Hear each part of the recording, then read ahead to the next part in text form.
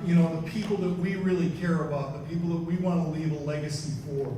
So it's my very great honor to introduce Tallulah Costa. She's a sophomore at Community High School in Roanoke, Virginia. She's passionate about encouraging young people to get involved in activism and change in their communities. We first met her at the Women's March second meeting in Roanoke last year. We heard her and we said, if there's anybody that needs to be up here, it needs to be Tallulah.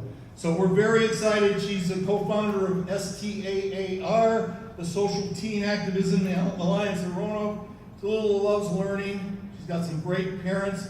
She's working hard on politics, government, and history. Please welcome Tallulah Costa.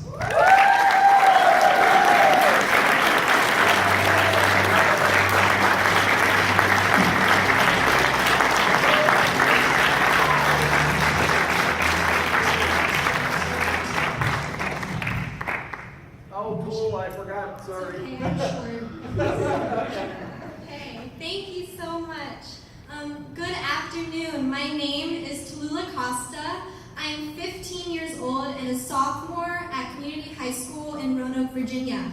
I would like to start by thanking Sandy Tenzing for this amazing opportunity to speak amongst so many representatives and change makers from all around Southwest Virginia.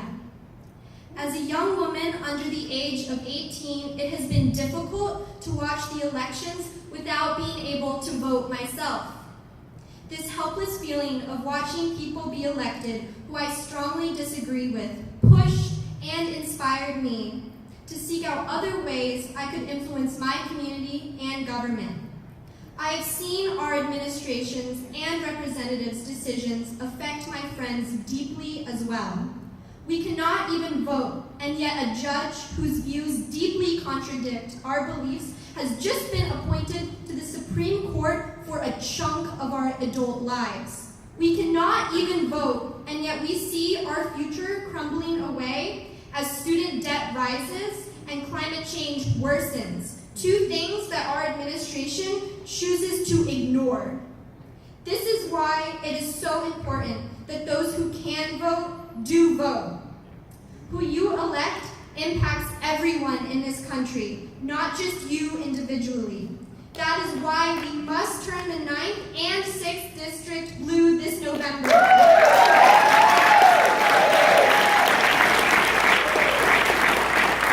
The theme today is to get out the vote. However, what if you can't vote?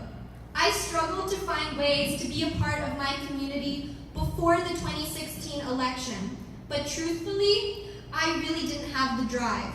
It was not until I volunteered to speak at the 2018 Women's March in Roanoke that I felt like I was finally doing something. The 2016 election pushed me to be active, as it did with many of us. I remember just moments before I stepped up onto that podium to face thousands of people, I had no idea my speech would change my life. Suddenly, I felt like my voice mattered. Suddenly, I felt as though I was doing something for change. Almost a year later, I continue to be approached by people who witness me speak, and they tell me how inspired they were and how they are pursuing their own kind of change now. This is the kind of opportunity and feeling I want all teens to have, to know that their own voice matters. We, the teens, the kids, your children are the generation that will have to deal with the results and fallout of the current decisions being made by our representatives and government leaders about climate change, international relations, Supreme Court appointees, healthcare, social security, education, gun violence, and so much more. These decisions will affect our futures more directly than the adults here today. Our generation is already coming up with innovative solutions to problems our world faces now and may face in the future. But we shouldn't have to. Our generation shouldn't have to be in constant fear of what the future may bring to our individual lives and to our beautiful earth. This is why the youth of our world look up to those who can vote. And I urge every adult here who is eligible to vote. Vote is democracy in action. And teenagers don't yet have that opportunity. It is so important that those who vote understand the implications of their vote. Your decisions on who to elect will affect our lives for a long time. Many people don't even vote because they feel that their singular voice won't make an impact on our country. The truth is that every single vote counts, and an absent voter is a blow to every teen who wishes they could have that right, to every immigrant who has been a productive part of this society for years, but is never granted the right. Voting is a privilege in this country when it should be a right. That is why, if you have that privilege, you are not only voting for yourself, you are voting for the youth and the people of this country. I know that many teens want to get involved with community change. We just don't know where to start. The truth is, teenagers aren't always welcome in political environments, especially because our generation is labeled iGen, the iPhone generation, and therefore the assumption is made that the only things we care about are likes and tweets and posts. However, do you know that in the past month, my stories on Instagram have been full of ways to call your senators about the vote on Brett Kavanaugh, and the link in my bio was to a petition to block him?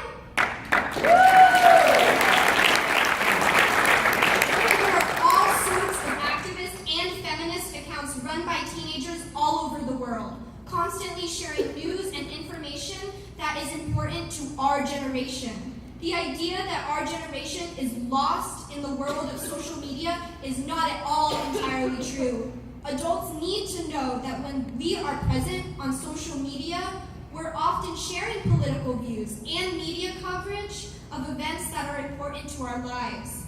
If you do not encourage our youth to be involved, if you keep demeaning them as emotionless faces lit by screens, how can you expect them to be passionate about being active in the first place? So I am asking all the adults here today to be